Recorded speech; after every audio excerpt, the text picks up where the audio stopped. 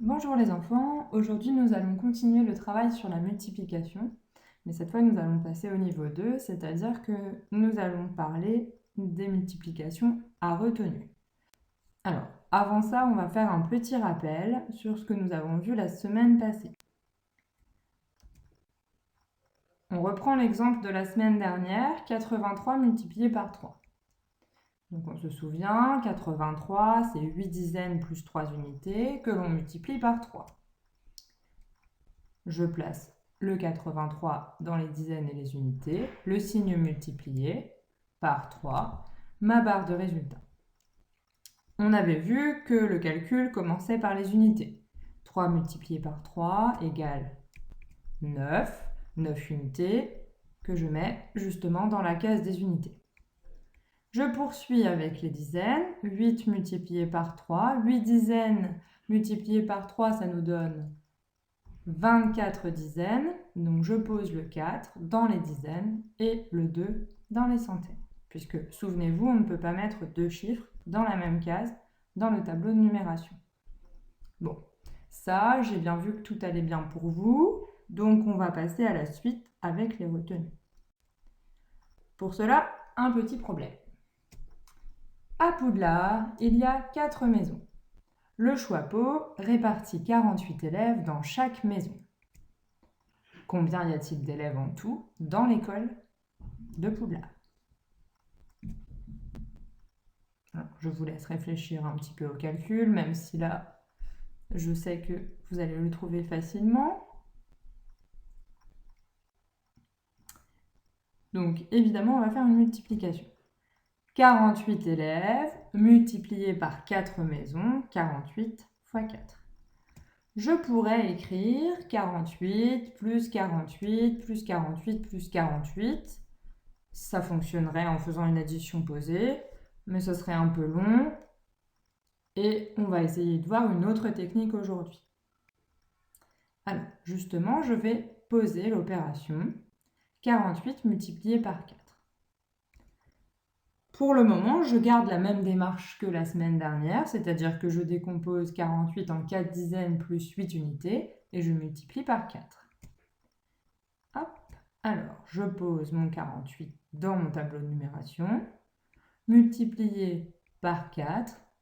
Je trace toujours ma barre de résultat à la règle proprement et je démarre mon calcul. Je démarre évidemment par les unités. 8 multiplié par 4 égale 32.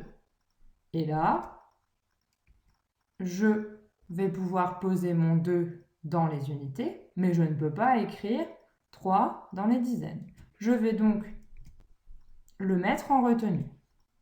3 dizaines ici. Je le mets en rouge pour attirer votre attention et je l'entoure, ça évite de confondre avec les autres nombres. La retenue, on l'écrit d'une manière un tout petit peu plus petite que les chiffres de l'opération. Maintenant, nous allons faire comme pour les multiplications sans retenue, nous allons faire les dizaines. Donc je remets ce que nous avions vu juste avant. Voilà où on en était. Si je calcule les dizaines, je vais faire 4 dizaines multipliées par 4. Et ça me donne 16 dizaines.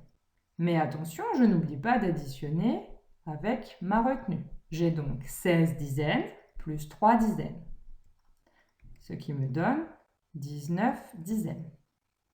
Ma retenue, une fois que je l'ai comptée, je la raye. Comme ça, pour moi, c'est clair, je ne l'ai pas oublié. Comme je trouve 19 dizaines, je vais poser 9 dizaines dans la case des dizaines et une centaine dans la case des centaines. Voilà, là je vous ai remis les flèches pour bien comprendre. Ce qui nous donne 48 multiplié par 4 égale 192. Il y a 192 élèves à Poudlard. As-tu tout compris?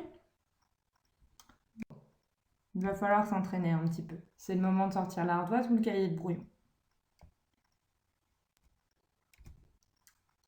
Allez, on démarre avec 64 multiplié par 3.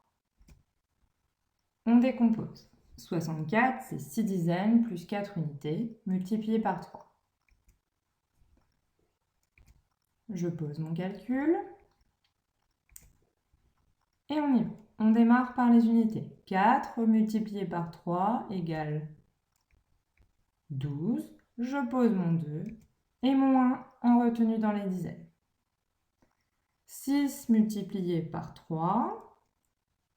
6 dizaines multiplié par 3 égale 18 dizaines. Attention, je n'oublie pas ma retenue. Ça me fait 18 dizaines plus une dizaine égale 19 dizaines. Je pose donc mon 9 et mon 1.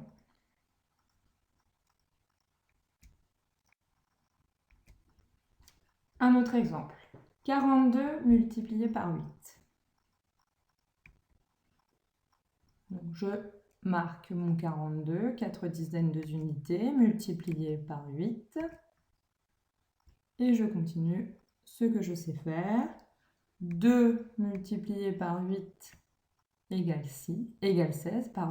Je pose 6, je retiens 1. Et 4 multiplié par 8 égale 32. 32 dizaines plus une dizaine égale 33 dizaines. Je pose mon 3 dizaines et mon 3 centièmes. Voilà.